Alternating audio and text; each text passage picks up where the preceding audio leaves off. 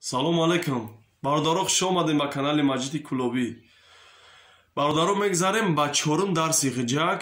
Кадом бародаро ки хоҳишманданд мисол барои ёд гирифтан, на марҳамат тамошо кунед. Дарси чоруми ғиҷакнавозӣ. خب میگذاریم به درس چهارمی غیجک.